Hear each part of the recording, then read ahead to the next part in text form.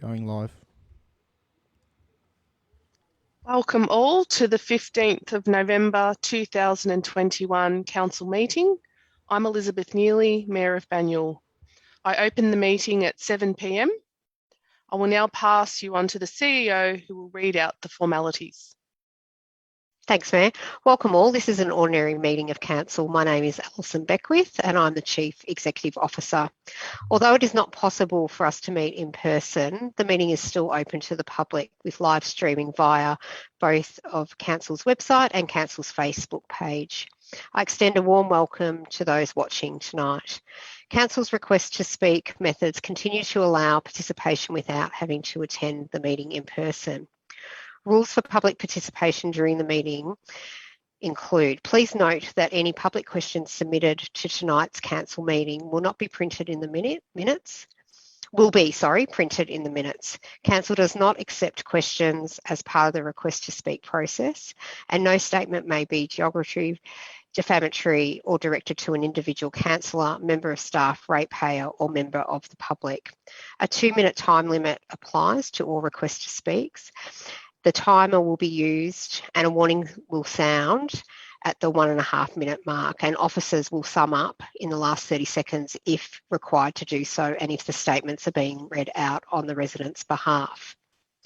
I'll introduce you to the councillors in attendance tonight.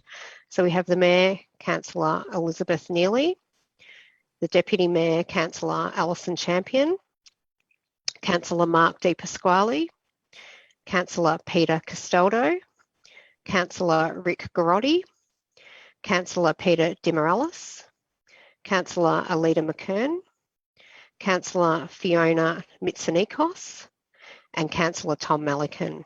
Hello, everybody.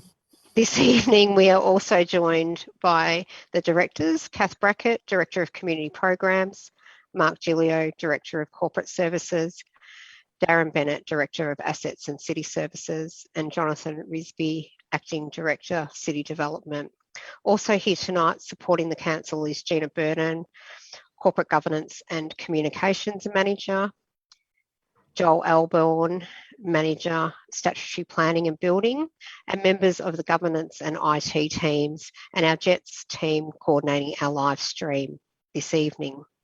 We thank you for tuning in tonight and for adapting with us during these changing times. We are continuing to monitor the announcements and warnings for the health and safety of all in the community. Thank you, Mayor. Thank you, Alison.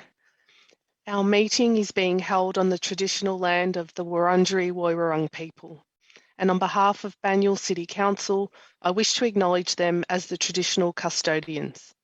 I would also like to pay my respects to the Wurundjeri Woiwurrung elders, past, present and emerging, and to acknowledge other Aboriginal and Torres Strait elders joining us today. Council is committed to and values diversity within our community. I will now read Banyule's diversity statement that demonstrates our commitment. Our community is made up of diverse cultures, beliefs, abilities, bodies, sexualities, ages and genders.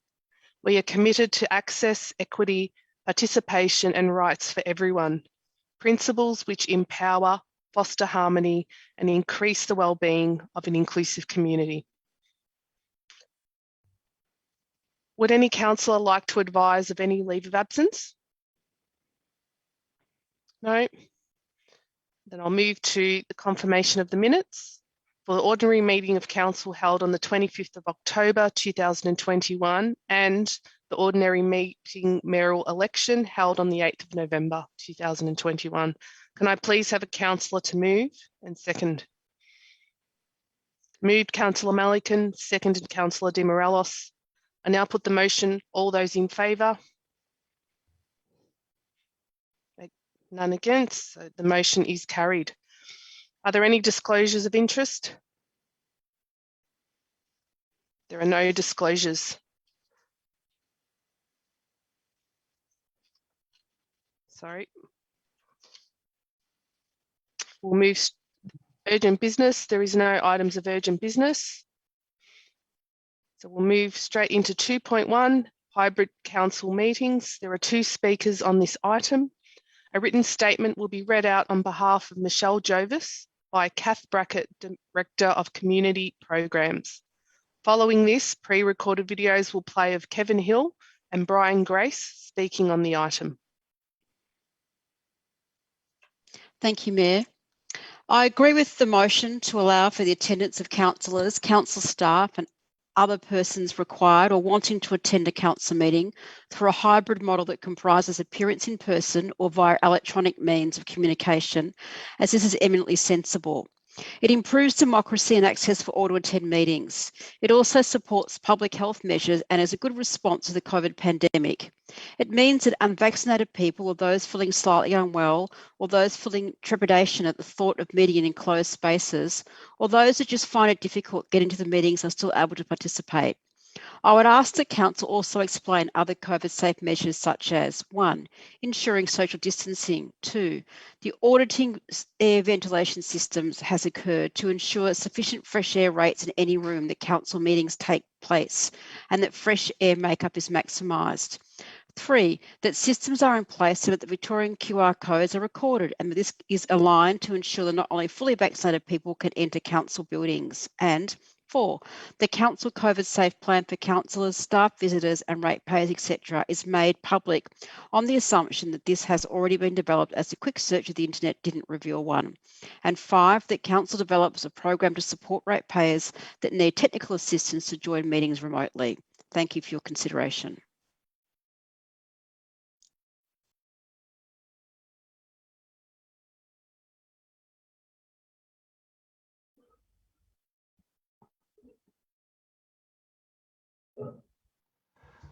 I speak on behalf of Banyule Ratepayers Action Group, BRAG. As at the 13th of November 2021, Victoria reached 87.1% of the population over 16 years of age fully vaccinated.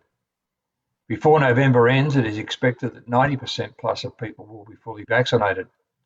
It is now time for local government democracy to return to Banyule Council, with senior officers and councillors returning to the council chamber for meetings.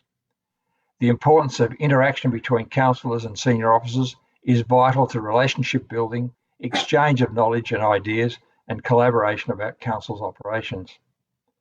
While it is desirable to also allow the public to return to open council meetings, it is probably best that this commences in early 2022, when council returns from the summer break.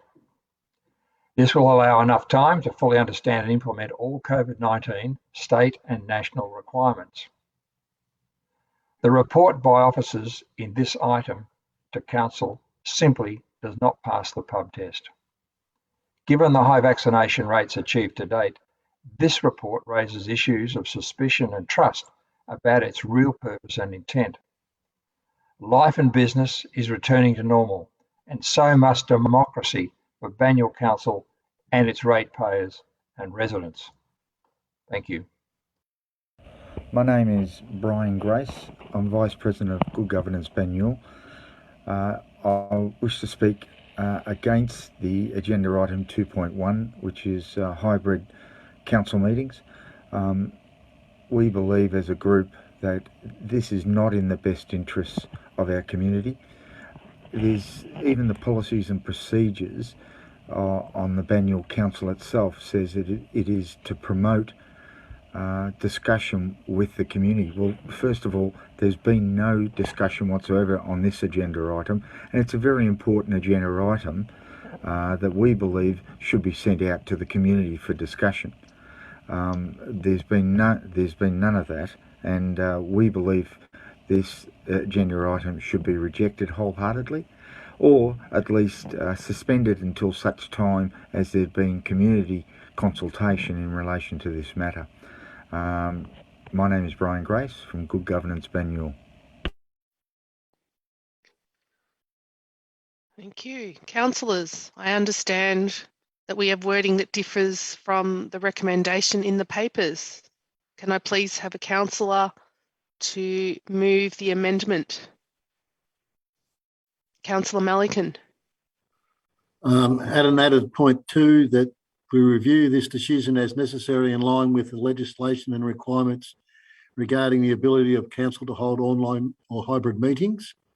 And a point 3, I think that's, what's that first word? I can't. Is Is. is presented. And shouldn't it be a report is? That council is presented. Oh, okay, sorry. Council is presented with a future report on at the first council meeting on 2022, reviewing the effectiveness of the hybrid model of council meetings and establishing appropriate governance protocols for the operation of hybrid meetings. I so move. Thank you, Councillor Melican. Is there a seconder? Seconded, Councillor Champion. Councillor Melican, would you like to speak to the item? Oh, I'd love to, thank you. Yeah, this has been quite difficult. It's I agree with the speakers that we do need to return to face as soon as possible, and the meeting after this we will be able to attend in person, which I think will be absolutely fantastic. The hybrid meetings have served their purpose, I think. During the COVID outbreak, there was no way we could meet face to face, and we still needed to make decisions and we still needed to involve people. I think we've done a reasonable job of ensuring that happens.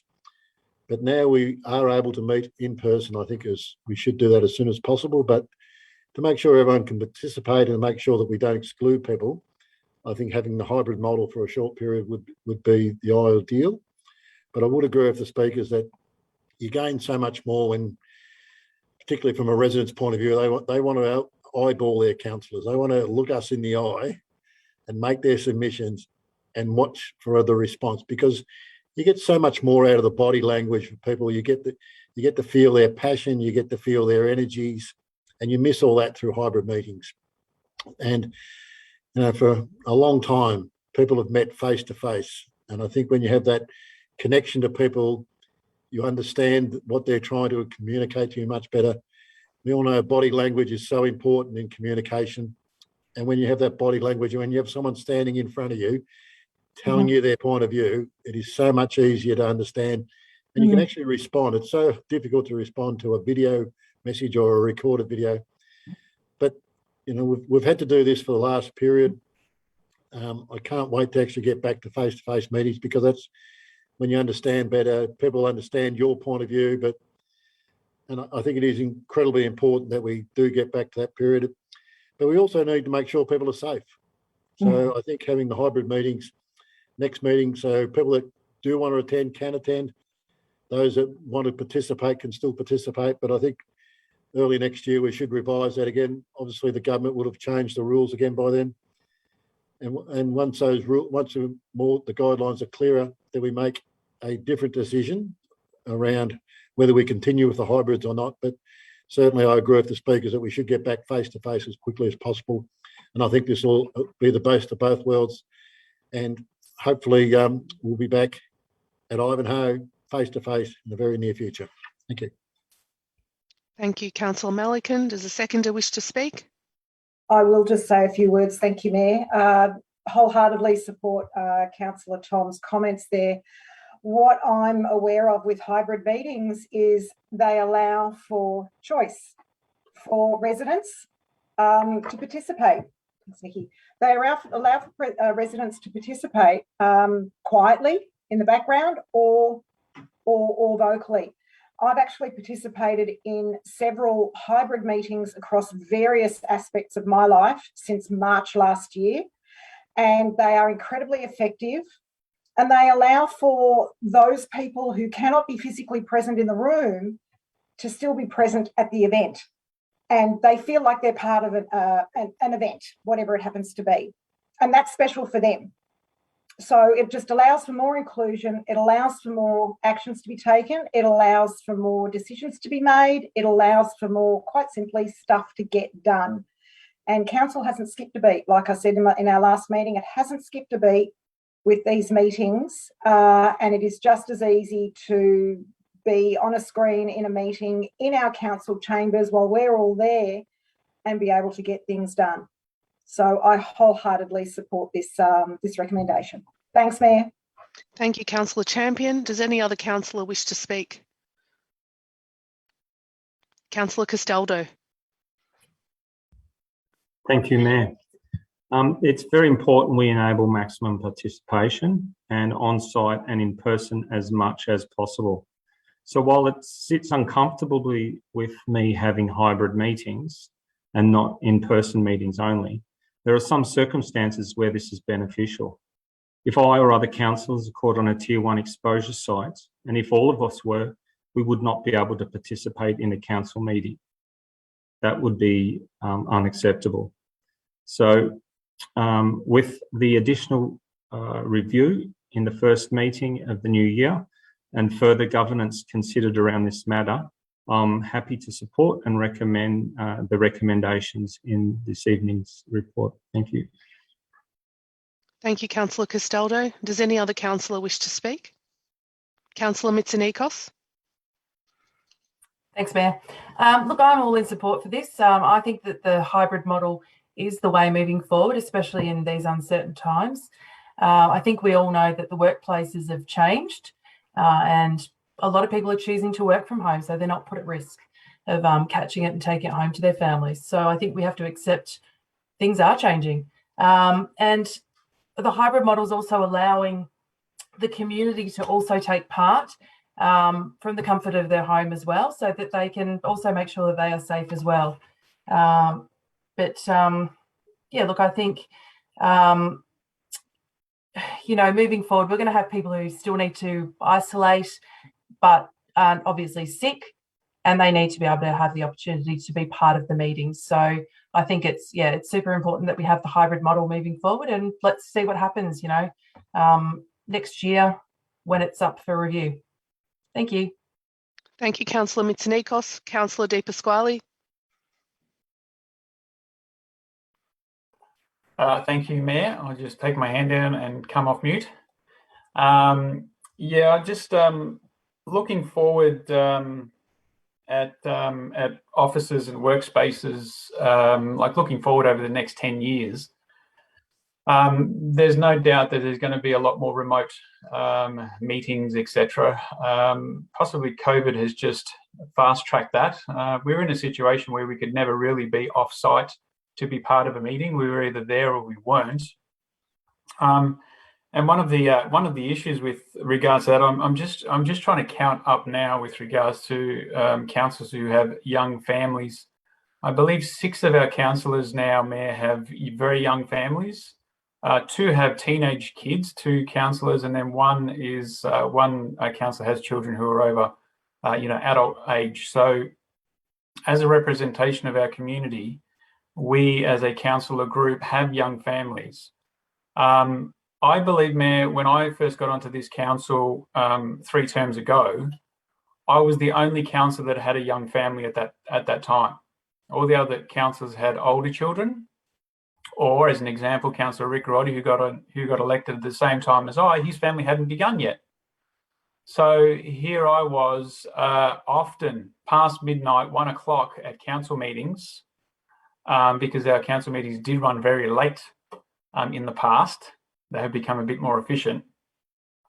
But that did make a big impact on family life, and I would be very hesitant to allow that to happen to this councillor group, because it does impact the family life. So to be able to have an opportunity where we don't have to travel, no travel time, has been fantastic as far as I'm concerned. The only downside, I think, is we don't get together after the meetings and have a beer or a wine and a cheese platter and things like that. But that's really unnecessary with regards to what we're up to. So, look, I think in the future, it just needs to work for the good of all our councillors, staff as well, and the community participation too. Thank you, Mayor. Does any other councillor wish to speak? I might just add a few comments, but we've heard the comment many times that it's been a tough 2 years with lockdown, and think businesses, the community, things are slowly returning to normal. Schools are open, and people are still reluctant maybe to get back to normal, but we're slowly getting there. I understand the concerns. The residents want the opportunity to see councillors in person and in the chamber, And that's why we've added these amendments. We will look at the effectiveness of this. And while conditions are still changing, hopefully we will move to a situation where we're all comfortable next year. And I'm hoping early next year. So I now put the motion. All those in favour? Against? I declare the motion carried. 2.2, final draft of Child and Youth Framework 2021 to 31. There are no speakers. Councillors, there is a recommendation on the papers. Can I please have a councillor move a motion? Moved Councillor Malikan. Is there a seconder?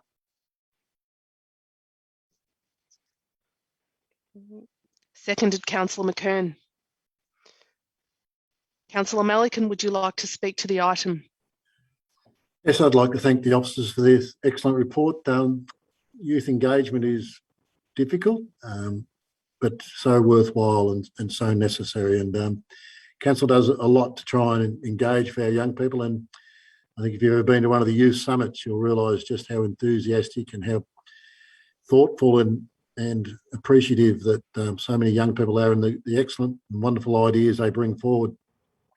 We also have the Youth Festival, which is I was always a bit concerned about, because every year it's not like the Banyule Festival, you get the same people coming year after year. Youth Festival, you relied on attracting a whole new cohort every time you had one, and yet they've grown and grown, and I think a very good reputation in the school groups. And I think the Youth Festival has been a huge success. And then, as we talk about in the report, the outreach programs that Council runs. And I don't think many people are aware that Council does have outreach programs where we do attend hotspots where there might be some issues, or some young people might be at, in areas where haven't got much direction, or they just need some sort of assistance. And our outreach people talk to them about their needs, talk about their desires, and try and steer them in the right direction. And that's been extremely successful as well. And I often think about the other events we hold as well, where we do reach out to young people, and I think young people in Banyule are particularly welcoming of that engagement. And now we've had COVID, and that's been incredibly difficult on young people. It's quite challenging when you think they've been doing homeschooling. You know, you remember your last few years of school are probably the best years of your life. And yet they've been so compromised that normal things that kids do, you know, their formals, the breakups, you know, the exams, it's all changed, and it's extremely difficult. So I think this is a great framework. If you look at the amount of consultation we've done, it's been extensive. The input's been great from many sources, right from, you know, young people, really young people, up to the 24-hour. But it's also the parents. You need to make sure that you're looking after the parents as well. And this is what this talks about, is talking to the parents to find out what their needs are, because life has got a bit more complex for a variety of reasons, but the needs of young people and the desires of young people are the same. And then you stick on the pressures of climate change and home affordability and all those other pressures we seem to be piling on our kids. And yet I think they've responded magnificently. And I think we've got a very bright future if you look after our kids, and this will assist young people to mature, to take over the leadership of this council in the world. And I think it's a great framework, and I'd like to thank the staff for their input, and really looking forward to this rolling out. Thank you, Councillor Malikan. Does the seconder wish to speak? Councillor McKern. Thank you, Madam Mayor.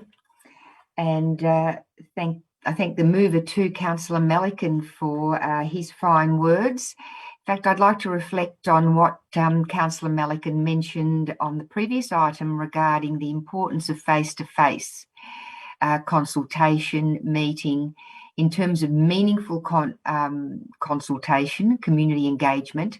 Nothing quite beats face-to-face. And while I acknowledge that the delegates' report notes just the amount of community engagement that has gone into the final draft of the Child and Youth Framework. 68 children under school age were consulted, 122 responses received from primary school age students, and 194 responses gathered from young people online.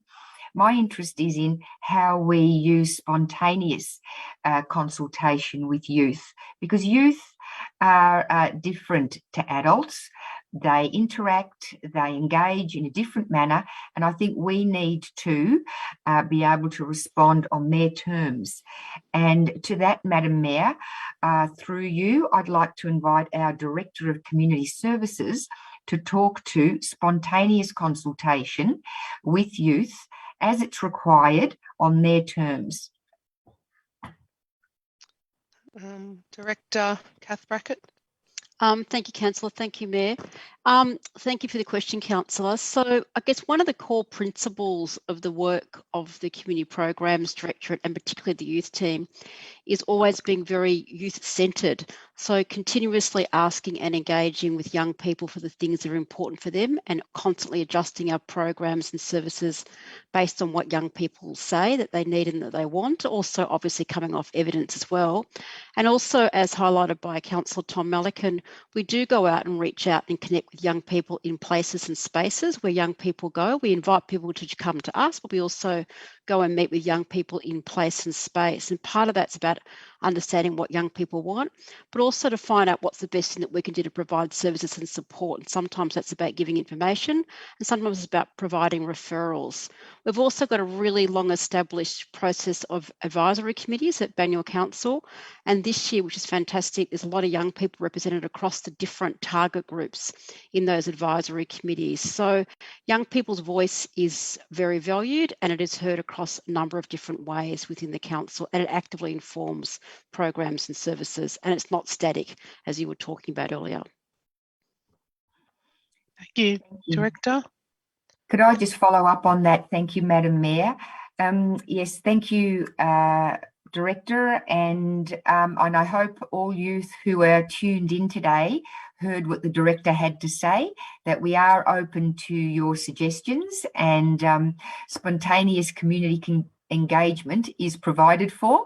So I would welcome you. I know there's been a lot of interest, particularly during lockdown, in relation to construction of mountain bike jumps, and there's been disappointment when those have been removed by council staff for a number of reasons, including OH&S, that should you be wishing to speak one-on-one, face-to-face with council staff about your ideas for youth programs in this city, that you are welcome to do so.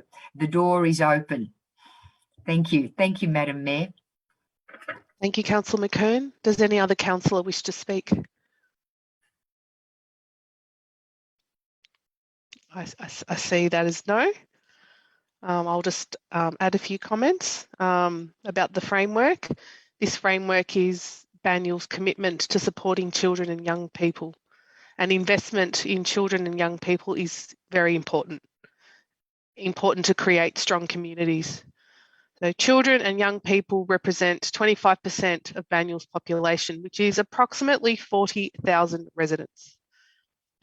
So children and young people matter, and this framework highlights Council's commitment to value children and young people within the municipality, and the priorities that Council will invest in over the next 10 years to help them realise their potential. Thanks to all the children and the people who contributed to this framework, and to the support and commitment of the Child, Youth and Family Committee as well. We appreciate that. If no other councillors speaking, I put the motion to those in favour. Against? I declare the motion carried.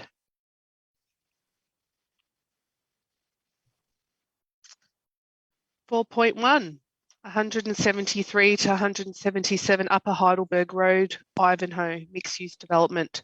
Written statements will be read by Darren Bennett, the Director of Assets and City Services, and Mark Giglio, Director of Corporate Services, on behalf of Kevin Biagini, Pippa Griffith and Robin Roberts.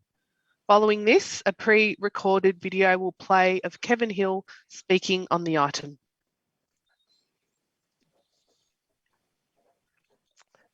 Through you, Mayor, I'm reading this on behalf of Kevin Biagini.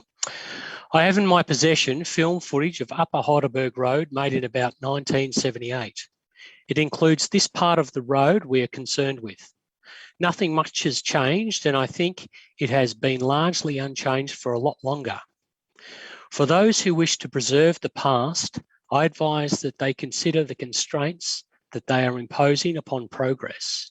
Unfortunately, the clock only moves in one direction, forward into the future, and that is what we are concerned with here.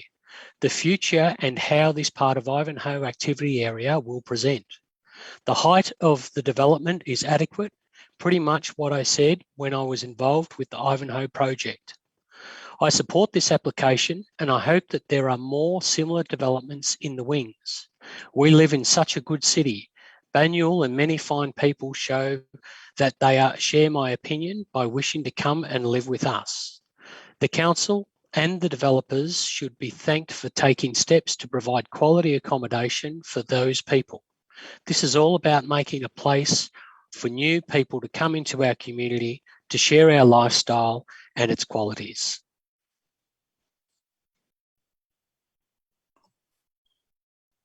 Yeah, thank you, Mayor. And speaking on behalf of Pippa Griffith against the recommendation. There are so many conditions to be applied to these plans that there may be significant changes that the community would not have an opportunity to comment on if approval is given this meeting. I therefore request that you do not give this approval until those changes have been included in the plans and that the community has been given that further opportunity to comment. There will be significant impacts on the narrow lane at the back due to not complying with setback standards and calling into question the safety of pedestrians who use it, as they will be unable to move off the lane to allow vehicles to pass. This is so narrow it is one way only for vehicles. It is also unclear whether vehicles can safely enter and exit the site, as no swept plan analysis has been provided, and a hard left turn is required on exit into a narrow lane. This would appear to be fundamental to the design and should be provided before approval is given.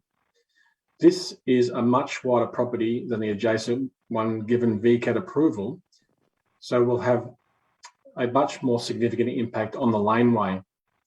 There are also changes required to the facade, but until we see them, we don't know how that will affect the appearance and interact with other buildings in the heritage precinct.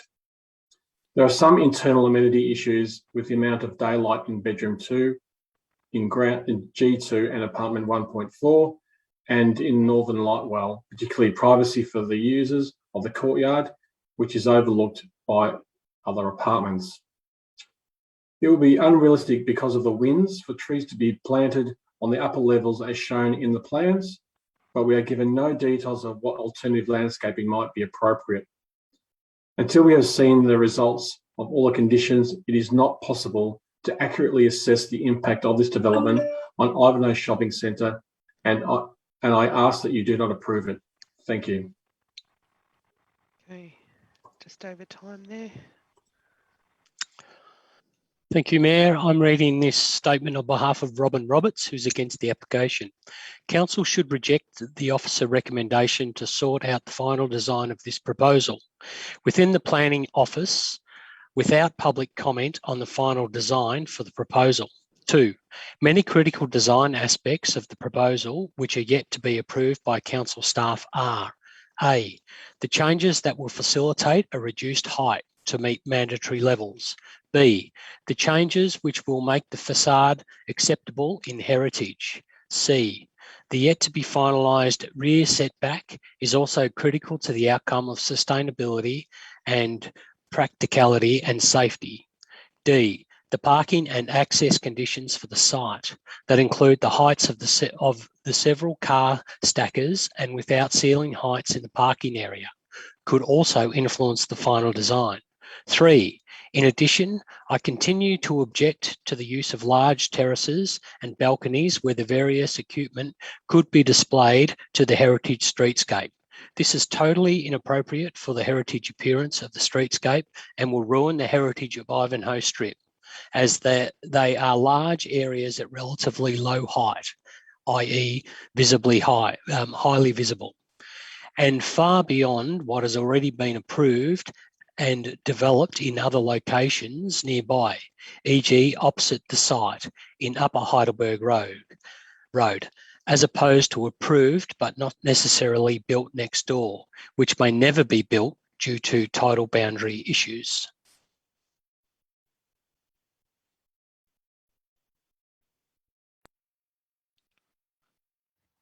Bragg notes in the officer's report reference to S173 agreements for waste management requirements for this development and for the development outlined in the following item 4.2. S173 of the Planning and Environment Act 1987 inequitably compels owners' corporations of multi-unit buildings to privately source and fund waste collection services. Council still charges for waste service but does not provide the service. Bragg first made a submission about this type of cost shifting to Council in its submission on the Draft Rating Strategy 2019-20, wherein Bragg highlighted the inequitable charging for waste services. Effectively, the same rate in the dollar is charged as for all other residential properties which receive the Council waste management service. In other words, multi-unit property owners and or their tenants as a component of their rent are charged for a service not provided by Council. Most metropolitan councils now provide a rebate to these apartment owners on their rates. Banyule does not. Bragg now encourages new councils to fully consider the possible illegality of its waste management policy. The Hayne Royal Commission into the conduct of banks, financial institutions and insurers flushed out the illegal actions of members of this business cohort and subsequently imposed punitive corporate and financial penalties. Council cannot legally charge for a service that it does not provide. Council may thus be potentially exposed to a multi-million-dollar compensation risk if any ratepayer tests this inequity in court. Bragg asked Council in 2020 whether it had sought legal advice post-Haynes Royal Commission. Council answered in the negative. Bragg strongly recommends Council revisit this position and now obtain legal advice and subsequently make it available to ratepayers. Councillors, you are now on notice.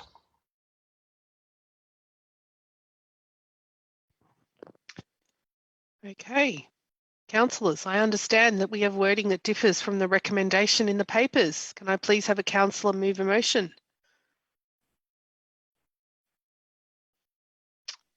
Moved. Councillor McKern.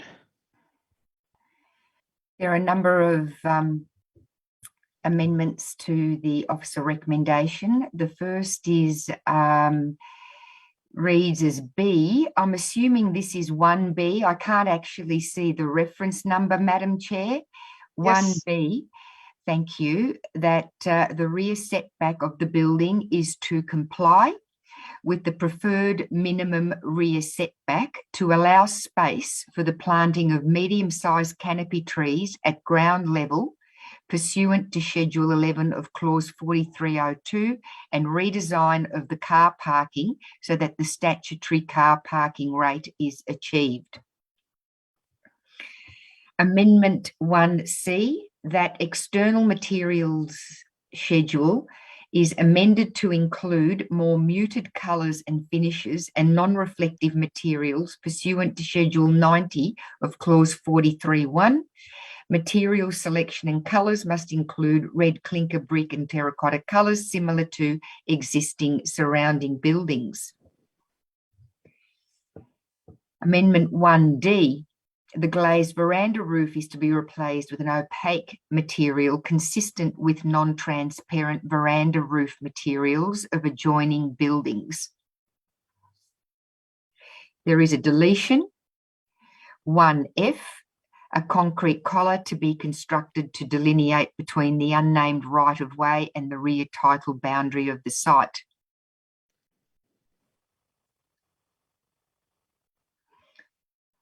Uh, 1BB, the construction of a speed hump within the this should read within the right of way. There is only one right of way to the rear of the proposed development, to the satisfaction of the responsible authority at the cost of the developer.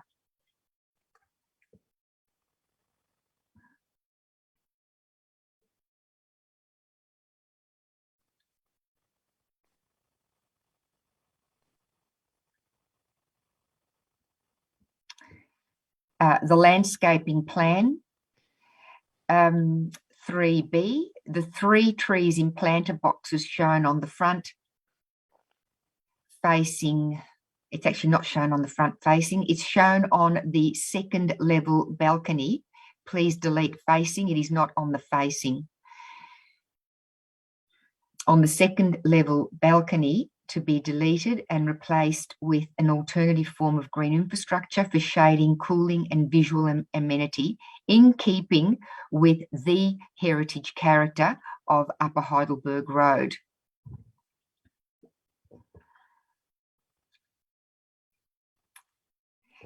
And in the Sustainability Management Plan 4G, as an additional amendment, a commitment by the future owners corporation of the building to provide accredited green power or equivalent to all parts of the development for the duration of the development's life, and that evidence of such to be submitted to council within the first 6 months of the establishment of the owners corporation. And this will then be reflected in the Section 173 agreement to read as 8B, the owners corporation provide green power or equivalent to all parts of the development for the duration of the development's life, and evidence of this be submitted to the responsible authority within the first 6 months of the establishment of the owners corporation, the responsible authority being council.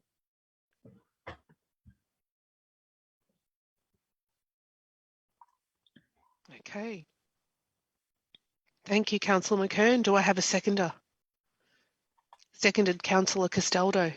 Councillor McKern, would you like to speak to the item? I would, thank you, Madam Mayor, and there'll be 2 parts to this.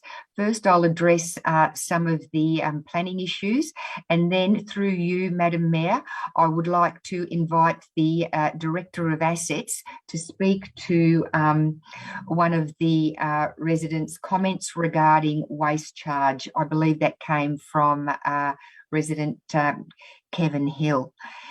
First of all, I'd like to thank everyone who has made a statement this evening. Excellent comments, and I thank you for them.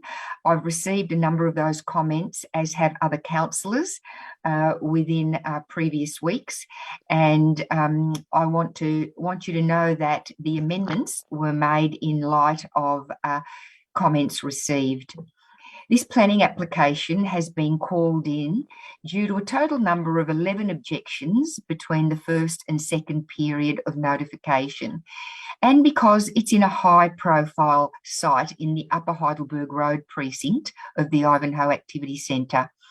Upper Heidelberg Road shopping strip sits at the core of the activity centre. It has charming historic buildings and a unique streetscape that are central to the desired character of the area. It's also part of a ridgeline which makes its visibility more prominent from surrounding areas, and this has implications for the design of structures on or near the ridgeline, including this proposal. One of the objectives for new buildings on or near ridgelines is that they should have muted colours and tones and non-reflective cladding materials.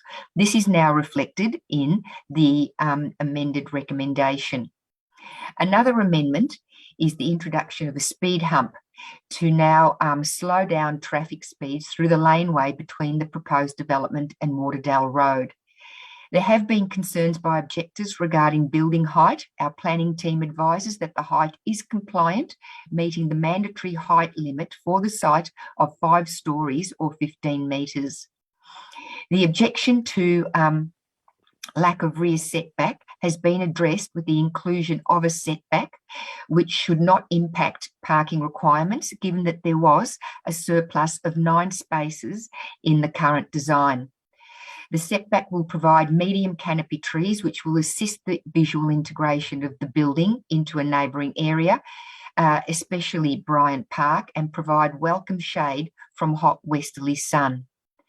The applicant has indicated agreement with the amendment for provision of green power.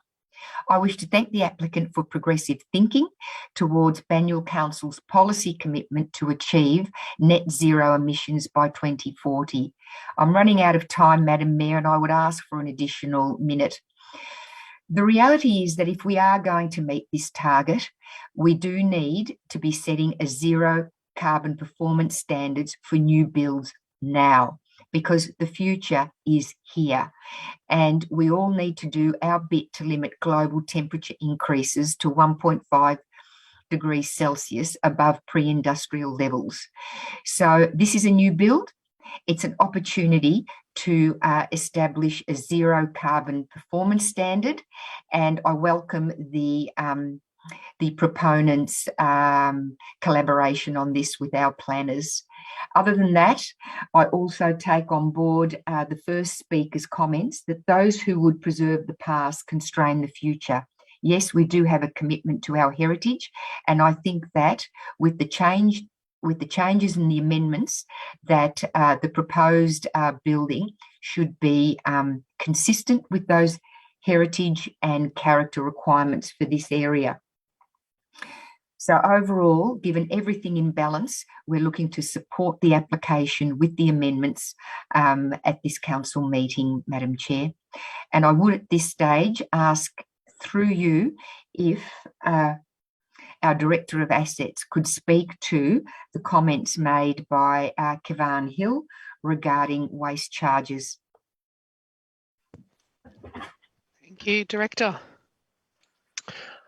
Through you, Mayor. I'm a little unsure about the question, so I'll just state where we are with the current waste charge. At the moment, Council doesn't have a separate waste charge, so that the waste collection service that we do provide residents is included into the rates.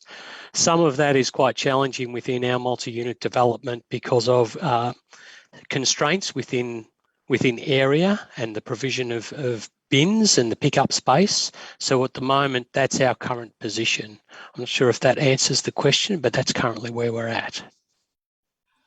Through you, Mayor, I think the question was more directed about in relation to double dipping of waste charge, that higher density developments such as this incur a private waste charge because there are private collection agencies collecting waste, as well as the council charge, which is implied in the rates.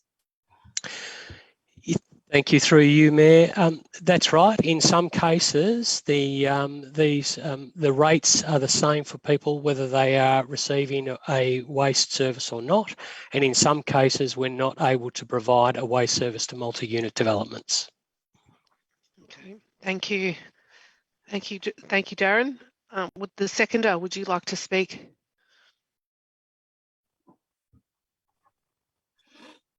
Thank you, Mayor. There's been a lot of work on this project and it's changed significantly over the course of the application in many areas. I will highlight just one that draws my attention. The Sustainability Management Plan identifies an excellent all-electric 7-star standard, including electric car charging. There is also a condition for green energy for the life of this project, which I believe is a first in Banyule and pushed forward by Councillor McKern, which was agreed to by the architect and developer, who should be commended for accepting this amendment, and the council staff who have worked with the applicant and delivered this very good set of conditions that will be ready to set a new bar in environmental commitment to a zero carbon future by a new building. I now say, watch out to all other future large developments. We will be expecting better outcomes from you all going further. And once again, thank you, McKern, for pushing the boundaries on this application. Thank you, Councillor Castaldo. Councillor Garotti. Yeah, thank you, Mayor. Just wanted to pick up on some of the commentary provided by Mr. Kevan Hill, and it's possibly more just an acknowledgement and a thank you For that, I was certainly aware of the submission that Bragg provided back in 2019-20 regarding the waste charge, but it must have escaped my radar the submission regarding a request for legal advice and a response back from the council administration that no legal advice had been obtained. I thank Mr. Hill for raising that this evening, and he'll have my assurance, and I suppose looking to our CEO, I think it would be appropriate for council officers to provide some advice back to the councillor group on this matter. And I thank Bragg and Mr. Hill for raising it with the council and giving us an opportunity as a council to look into it and make sure our ducks in a row are on this matter. Thank you, Mayor. Thank you, Councillor Garotti. Does any other councillor wish to speak? I now put the motion. All those in favour? Against? I declare the motion carried. Item 4.2, Bond Street, Ivanhoe. Written statements will be read by Kath Brackett, Director of Community Programs, and Mark Gilio, Director of Corporate Services, on behalf of Kevin Biagini, Lee Myatt, Maria Myatt, and Damien Launen. Following this, pre-recorded videos will play of Father Bill Edibols, I apologise if I've pronounced any name wrong, and Sue Moran speaking on the item. Thank you, Mayor. This part of Bond Street is in a section of Ivanhoe that has not seen a great deal of change. Like any part of Banyule, it is a good neighbourhood with well-established, well-kept dwellings of which the residents are proud. This application has such good intentions that I fail to see any reason for any sustainable objections. Naturally, anyone would decry the removal of trees, but it is sometimes necessary. Fortunately, this part of Banyule is well treed along the nearby Darebin parklands. The parking matter is not such a problem as some might think. Oriel Road is a short walk away and it is served by public transport. As we move into the future, our population and its needs increase, and we must adjust to these increases. There is a quality facility for community care. It needs some expansion, and I fully support Council's careful consideration of the matter and its decision to allow the application.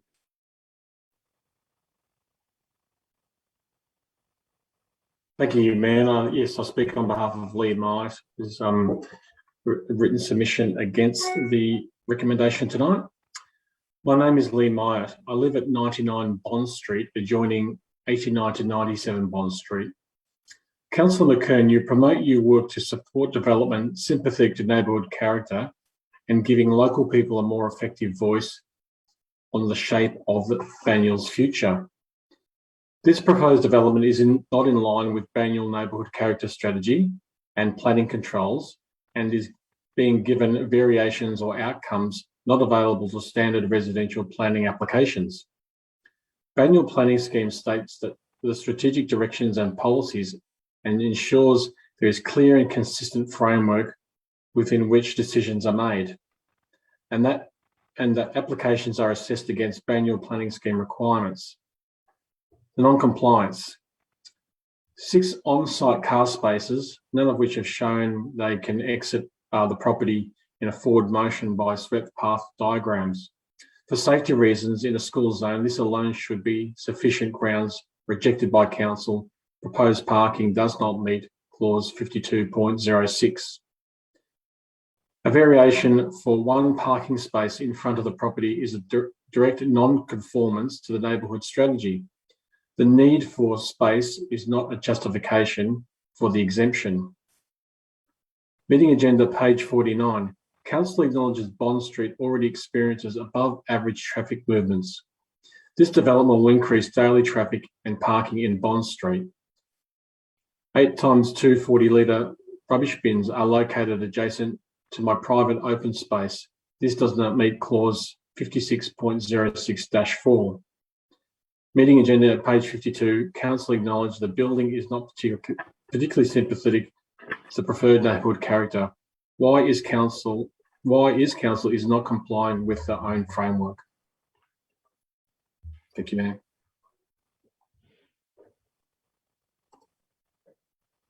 Thank you. This is a statement I'm reading on behalf of Maria Miot, also against. The applicant is proposing to remove 2 times protected trees at the front of the property to provide additional parking. Front tree number 6, which provides screening and amenity, is required to be removed to enable the establishment of a car park. Why is council allowing protected trees to be removed to allow car parking at the front of the property? This is a direct conflict to this neighbourhood future character strategy outcome. This alone should be sufficient grounds rejected by council. Further concern is the amount of traffic that this proposal will cause and the lack of required parking on site. Bond and Stanley Street are already under extreme pressure from traffic and movement from the school drop-off and pick-up, staff and volunteer parking. St Bernadette's Primary is 40 metres from this site. In 2020, there were 238 students and 32 school staff, which creates a large amount of traffic. The only off-street parking for the school staff is 11 car spaces at the school hall on Stanley Street. Council has acknowledged Bond Street experiences above average traffic movements. A total of 6 spaces to service this facility is manifestly insufficient for 3 on-site staff and 11 apartments with an occupancy of 30 persons. Women who stay at this facility will continue to work in jobs, do their shopping, attend appointments, etc. It is expected that most, if not all, who reside there will have cars, all of whom, except 1 or 2, will have to park in the street, causing congestion and adding to the traffic issues. You will note that at the top left-hand corner of every single page of tonight's meeting agenda, the words "Our well-built city" are printed. This is the mantra that Banyule Council promote. How is this proposal well built when protected trees need to be removed for 1 car park at the front of the dwelling? The building is not the preferred character. Unlimited parking is being provided to service the facility. This is your opportunity to ensure that this project is well built. Just speaking on behalf of Damien Luffman from G2 Urban Planning. So Bond Street Community Care Application, written submission for the Good Samaritan Inn from G2 Urban Planning. Madam Mayor and Councillors, thank you for the opportunity to address you at this meeting. My name is Damien Luffman, planner at G2 Urban Planning, representing the applicant, Good Samaritan Inn, for the community care application. Councillors will be aware that there has been extensive consultation with council officers, a reduction in the size of the building and scope of the project in response to feedback from the residents and council officers. This community care facility provides essential care for those of our community in need. It is integral that the balanced functioning of our society that we reach a hand out and care for those who most need assistance. I quote Mother Teresa, "At the end of life, we will not be judged by how many diplomas we have received, how much money we have made, how many great things we have done. We'll be judged by, I was hungry and you gave me something to eat. I was naked and you clothed me. I was homeless and you took me in." Community care is recognising in the planning scheme as accommodation that must be provided. We thank Father Bill for assisting with this site in providing accommodation. What the Good Samaritan Inn has done is to work with the officers in articulating a modern proposal of 11 units, 1 being for a caretaker and 10 apartments for a woman and her children, if there are any, all within the upgraded and extended building. This is not an intensive proposal. Turning to the planning scheme matters of functional assessment, the application meets and exceeds the test under clause 55 Res Code of the planning scheme. There are no shadow implications. The side setback requirements under clause 55 are exceeded. We commend the officer report and thank the councillors in advance in assisting the Good Samaritan Inn to reach out a hand to help others.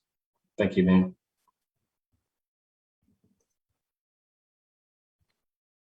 I believe there's a video. Honourable Councillors, my name is Sue Moorhen. I speak as a local resident and a member of the West Ivanhoe community, although I declare my involvement with the Catholic parish of Ivanhoe and a varying degree of involvement with different projects for the use of what we know as the convent. I live with my family at 51 Stanley Street, which faces the back of the convent, although the St Bernadette School Hall is now between us. I moved to the house about 28 years ago, in the time after the nuns had left the building, and it was sitting idle and empty. It was a large, looming and almost scary at night, and actually felt unsafe. We started a project to get the building usefully occupied and set it up for student accommodation, but ultimately accepted an offer from two Christian brothers to use the building for a peppercorn rent for a non-religious community house, which they successfully did for around 15 years. The community housed between 5 and 12 members from memory from a widely diverse range of religions, ages and ethnicities. Some stayed a short time, some for many years. Their presence was nothing but positive to the life of the parish and the suburb in general, and they turned the looming empty shell into a warm and vibrant presence. After the community closed, we again looked for a positive purpose for the building, and it's enough to say that we have had a Korean youth group meeting there, school classes, staff and student counselling, before and after school care, child daycare, and Mind, the mental health charity, also developed proposals to use the building, but ultimately didn't source funding for their project. In all, the building has had a continuous history of community and social use, including residential housing. My experience is the various groups have all contributed to the suburban community in a positive way, and I fully support its continued use for social housing. West Ivanhoe has gentrified in 28 years, but I would be very sad if that causes us to lose our openness and charity for people less fortunate than ourselves, particularly rescinding the well-established use of this particular building. From past experience, what we give, we will more than get back. Thank you. On behalf of the Catholic Parish of Ivanhoe, I'd like to express its support for the redevelopment of the old convent at St Bernadette's for community care accommodation. This project has been developed within a wider master plan involving all properties belonging to the parish. The master plan involves a rationalisation of our properties so that those properties not disposed of can be better maintained, made fit for purpose for a new generation, and better serve the community. Our decision to retain the old convent and enter a partnership with the Good Samaritan Inn to operate community care accommodation is a commitment from the Catholics of Ivanhoe to the local community, and in particular to some of the most vulnerable in the community. A project also motivated by a desire to return the building to a community use that has been at the heart of its use over many years. As a Catholic community, we have been concerned that in the recent past, we have been poor stewards of this building. Its maintenance has been neglected, and its degraded condition has meant it could not effectively be used for the community accommodation for which it was intended. At a time when government, churches and welfare agencies are crying out for emergency and community accommodation, we believe we have an obligation to develop the old convent so that we can play our part in meeting a real social need in our community. We look forward to the Council's approval of this project and moving forward to work in partnership with the Good Samaritan Inn to serve this community and the women and children who need the care that this facility will provide into the future. Okay, thank you. Councillors, I understand we have wording that differs from the recommendation in the papers. Can I please have a councillor move? Moved, Councillor McKern. The amendments relate, Madam Mayor, to some of the neighbourhood character aspects, and we'll begin with 1A, where the application showed the removal of tree number 6. We now propose that the amended clause is for the retention of tree number 6 and redesign of the disabled car space and bicycle parking to accommodate the retention of the tree.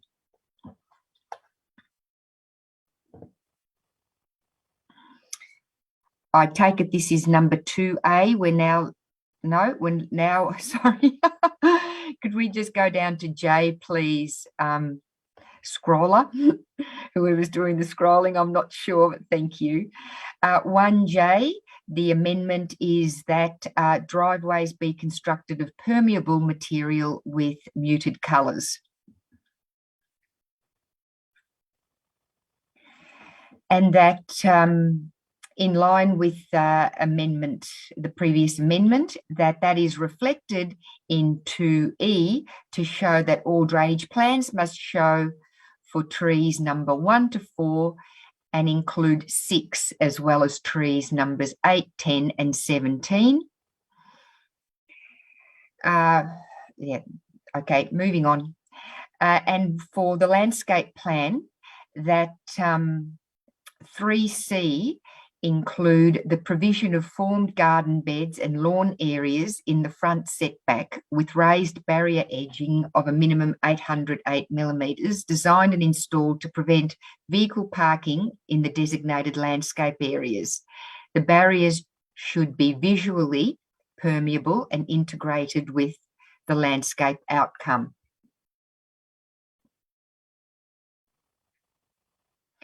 Now, this will be, is it 3I that we're looking at? 3I, thank you. 3I, that the replacement of Arconto Phoenix Cunninghamiana, or the bungalow palm, on the west boundary be with an alternative native species that will reach a minimum height of 5 metres when mature and will provide a visually dense screen to the dwelling on the abutting property. This to be, of course, to the satisfaction of the responsible authority, being council.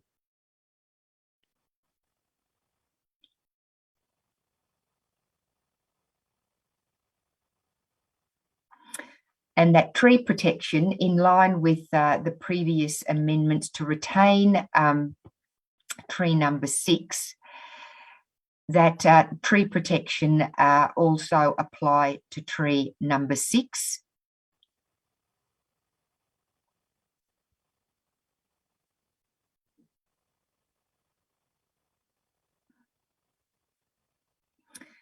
And that in the urban design and landscape component of the permit conditions, condition number 29, that tree number 26 must be retained and managed in accordance with Australian standards 4373/2007, pruning of amenity trees, until such time as the new canopy trees within the front setback reach a minimum height of 6 metres, unless otherwise agreed in writing by the responsible authority.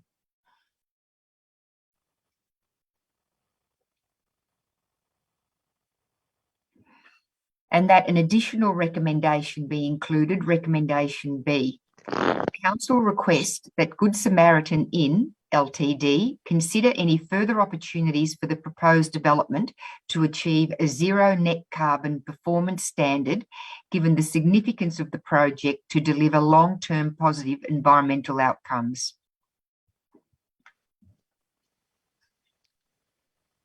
I can see a hand up. Do I have a seconder? Seconded, Councillor Castaldo. Councillor Grotti, you have a hand up. Yeah, thank you, Mayor. I was just hoping to ask a question of officers before, before the item's spoken on.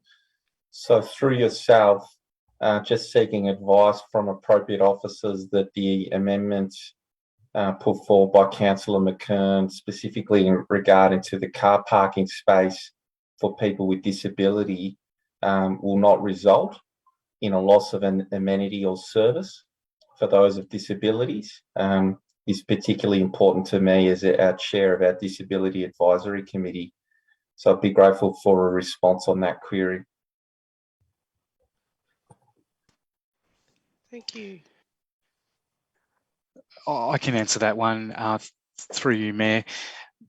There is enough space in the front yard to relocate the disabled space and provide that in accordance with the relevant standards. What that will do, however, is push more hard paving into that front yard area closer to the street.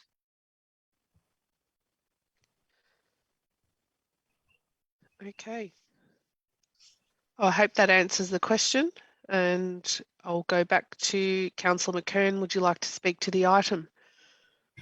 Thank you, Madam Mayor. First and foremost, I wish to thank all the speakers who have submitted videos and statements in regards to the agenda concerning proposed community care accommodation at 89 to 97 Bond Street. There's been strong arguments for and there's been strong arguments against. And we've considered a balanced solution to try and provide a win-win situation. So why this application has been called into council is because of the amount of interest it's generated with 30 planning objections, including 3 public notification periods. And in considering the grounds for objection, I felt it important that the proponent and community supporters of the application be heard by this council, as well as objectors be heard by this council. There appears to be 3 main objections to the proposed development, these centring around the use of for community care, the impact of neighbourhood character and loss of residential amenity, and the lack of car parking. I'm informed, given the history of the site, that the existing building, which has been known as the convent, for which this proposal seeks to retain the existing building, refurbish it and extend it, originally provided accommodation for the Sisters of St. Joseph of the Apparition, who taught at nearby St. Bernadette's Primary School.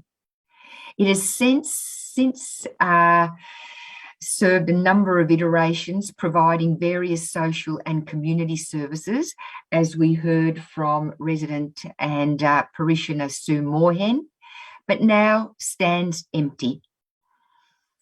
So the convent is unused. The aim is to create new self-contained accommodation for women and children who are homeless due to family violence. The Good Samaritan Inn, who is the proponent, has stated it wishes to tread lightly and work with local residents at the same time as providing much needed accommodation for this very critical issue. The Good Samaritan Inn has been providing accommodation, supported accommodation, since 1989, having started when 2 sisters of the Good Samaritan opened their home to people experiencing homelessness. So it is an organisation, Madam Mayor, that is well versed in providing supported accommodation. This is a low-key residential model. It's not a high-risk model. Residents who will be living in the convent building will already have been through a first phase of support. In this transition accommodation, residents will be learning to live without support. That said, Madam Mayor, there will be 1 to 2 carers on the site at any one time from Monday to Friday during business hours. Now, there have been concerns raised by residents regarding where or who they turn to should there be issues that they feel they need to speak through and have addressed. I've been assured by the Executive Director of Good Samaritan Inn that she will respond to any local resident concerns that may arise, and that local residents will be able to contact her directly. The proposal has a very strong policy context. The State Planning Policy Framework and Plan Melbourne supports the supply of social housing and affordable housing.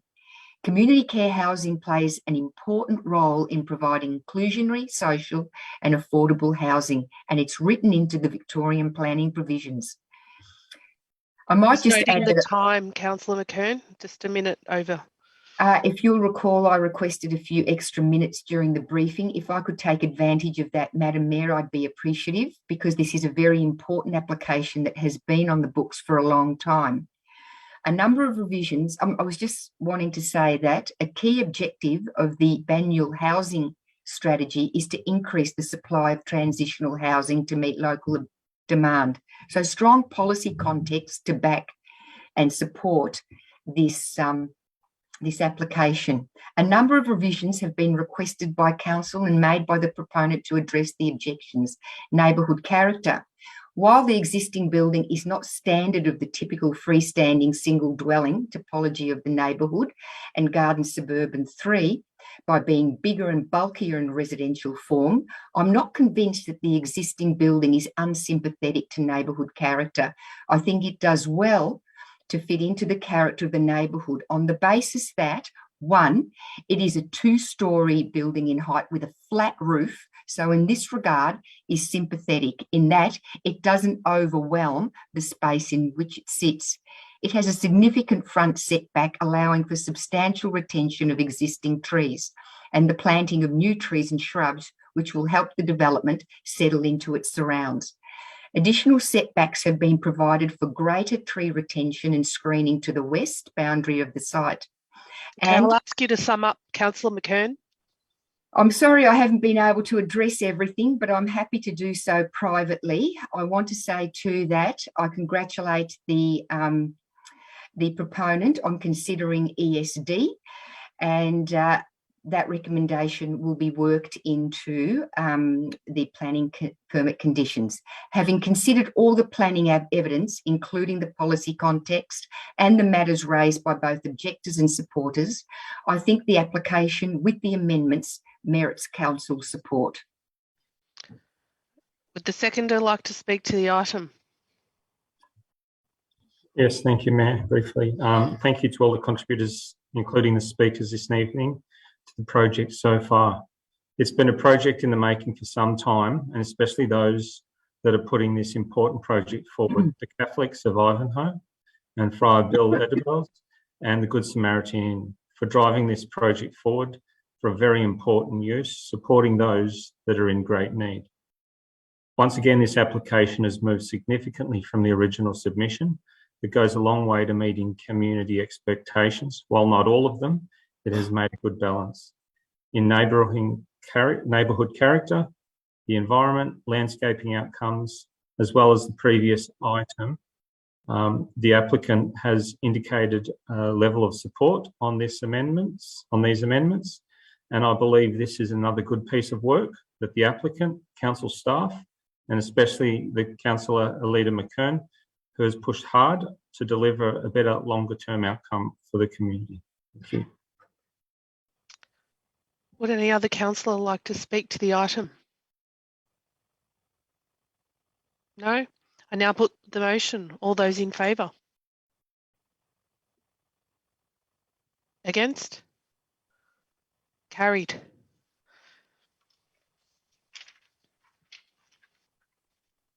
Item 5.1, 345 to 47 Bell Street, Belfield. This item was part of a public exhibition and formal submissions process. As no submissions were received, there are no speakers to the item this evening. Councillors, there is a recommendation on the papers. Can I please have a councillor to move the motion? Councillor De Morelos. Do I have a seconder? Councillor Melican. Councillor De Morelos, would you like to speak to the item? No? Councillor Melican, would you like to speak? Just a couple of comments here. This is a good outcome, not only for the residents and people that live in the area, but also for the council in general. We've provided a much better facility, I think, within the Belfield area, much more a facility that can have several uses and can be used by other groups at other periods during the day. And this standalone site, which was basically an old converted house, will be now sold. And so I think it's a very good outcome for the local community, but a good outcome for a council as well. Does any other councillor wish to speak? I can see a hand up. Councillor De Morelos, your hand's up, but any other councillor? Okay, I now put the motion. All those in favour? The motion is carried. Item 7.1, record of councillor meetings. There are no speakers. There's a recommendation on the papers. Can I please have a councillor move the motion? Moved Councillor Garotti, seconded Councillor Melican. Councillor Garotti, would you like to speak to the item? Councillor Melican, any other councillors wish to speak? I now put the motion. All those in favour? The motion is carried. Item 7.2, Quarterly Financial Management Report. There are no speakers. There is a recommendation on the papers. Can I please have a councillor move a motion? Moved, Councillor Melican. I just lost the screen. Seconded, Councillor Garotti. Councillor Melican, would you like to speak? Only briefly, you could look at this in two ways. It shows that the impact of COVID has been more significant on council than we anticipated due to the extended lockdown, but it also shows that this council has continued to support community groups, retailers and local residents to get through this bit difficult period. Council's finances have taken a big hit, but I think it's been money well spent.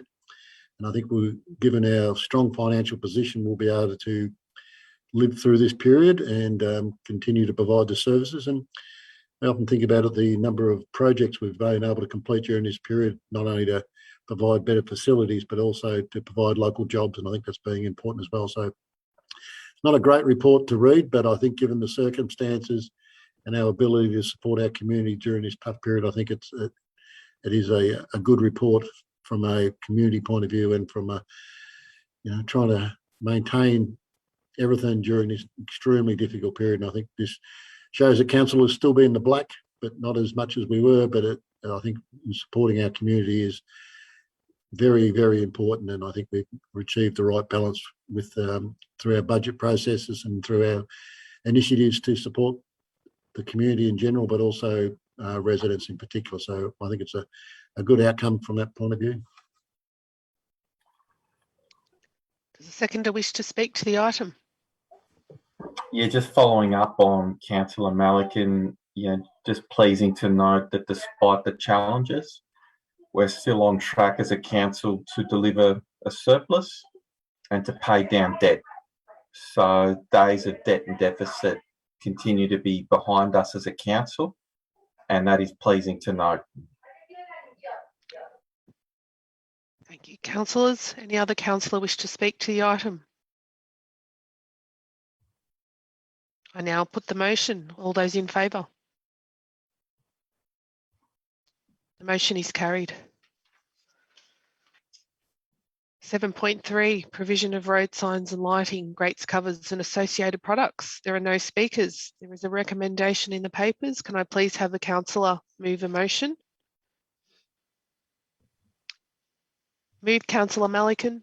Do I have a seconder? Seconded, Councillor Castaldo.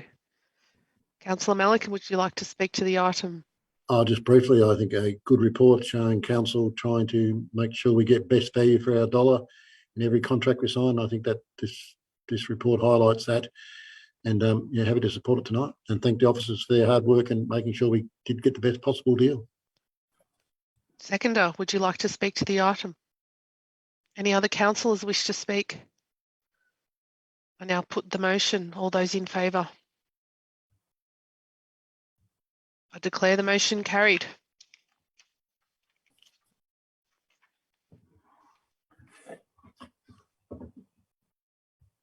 There are no sealing of documents, no notices of motion. That brings us to items of general business. There are 4 items of general business, I believe. Councillor Fiona Mitsonikos. Thanks, Mayor. Just wanted to talk about Share the Dignity, which is in November they have their, it's in the bag drive. Now, basically the whole idea about it is to raid your wardrobe, find a handbag or a backpack or a nappy bag that you're no longer using, and then you fill it with the essential items that they have on their website, and I'm sure we can also provide it if needed.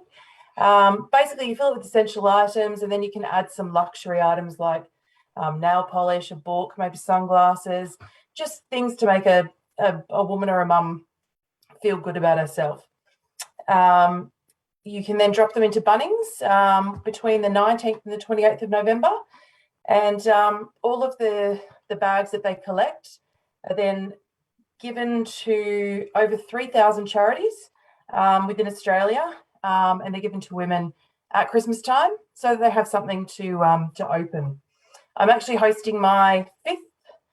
It's in the bag drive, and I've called on the community that if they would like to donate any items or a bag even that's obviously in good quality condition, I will be packing with hopefully some friends bags so that we can add to the total. So in 2020, there was actually 93,981 bags were donated, and then obviously given to women within the local community and all around Australia. So it's a great effort. It's a great charity, and if anyone wants to sort of join in and help locally, then just give me a call or send me an email. Thank you. Thank you, Councillor Mitsonikos. Councillor Alida McKern, you have an item? Thank you, Madam Mayor. There's a couple of things that I think are of community interest. First, I attended as Council's delegate a recent NAGA meeting and AGM.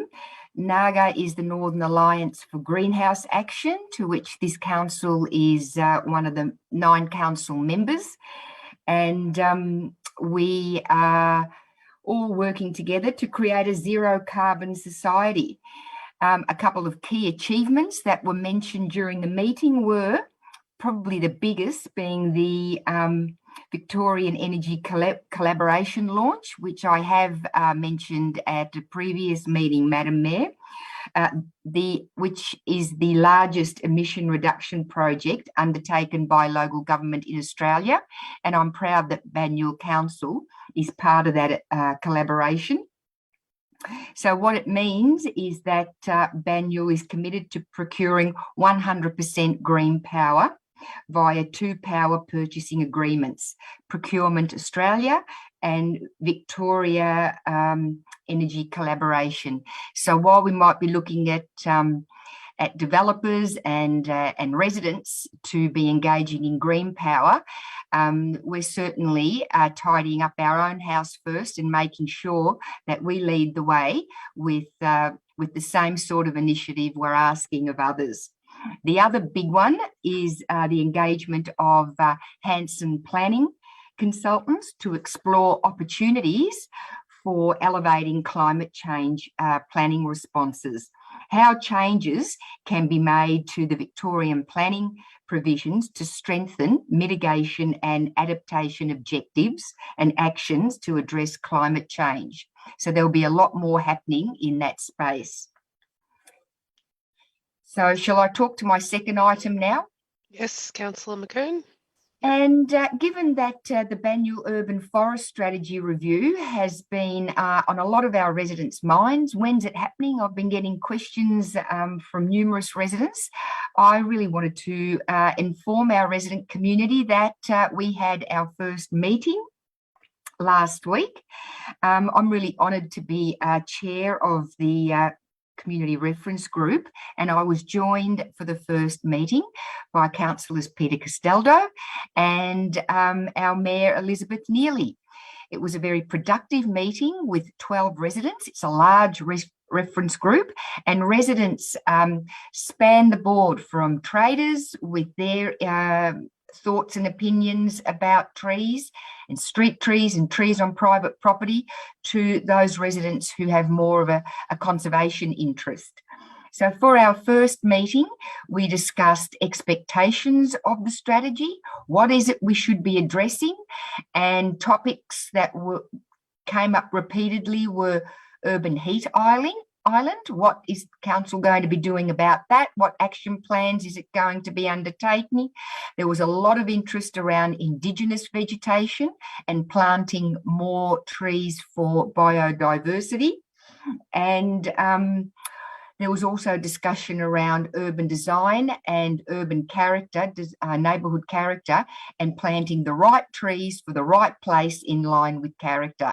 So it's a 12-month process. We're just at the beginning, but we'll keep our residents informed via council meetings and no doubt our website updates as to the review of the urban forest strategy for Banyule. Thanks, Madam Mayor.